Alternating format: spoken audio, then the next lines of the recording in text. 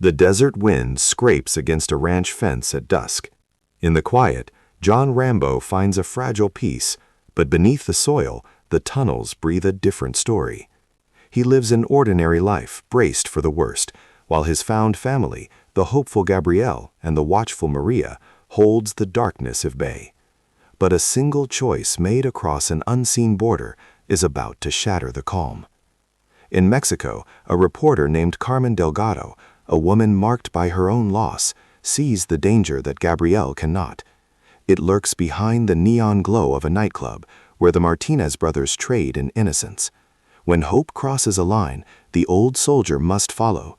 He descends into the trafficking underworld with a hammer in his hand and a look that says he has been here before.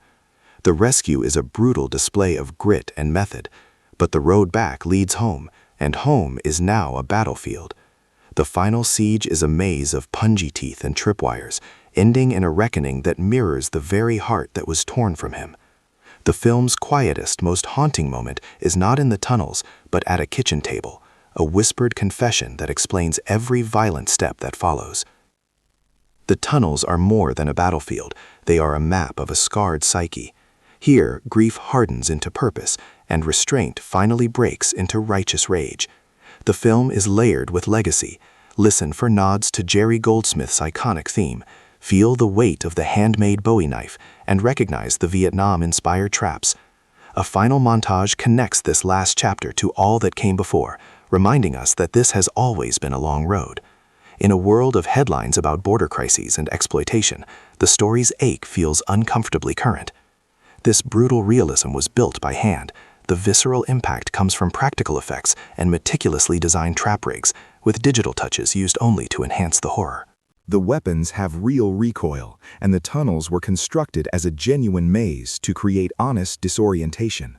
The actors trained in horse riding and knife forging, while the script remained spare, allowing Sylvester Stallone's weary cadence and Paz Vega's guarded resolve to carry the emotional weight. The atmosphere is cemented by Brian Tyler's score, a blend of brooding strings and dry guitar that often falls into near silence, making every footstep hit like a hammer. The end credits honor the past with Jerry Goldsmith's theme, tying this final ride to its origins. That same restraint drove the editing. A prologue featuring a flood rescue was removed to sharpen the narrative focus on Gabrielle's journey. Material involving the cartel was tightened to satisfy ratings without dulling the film's blunt edge.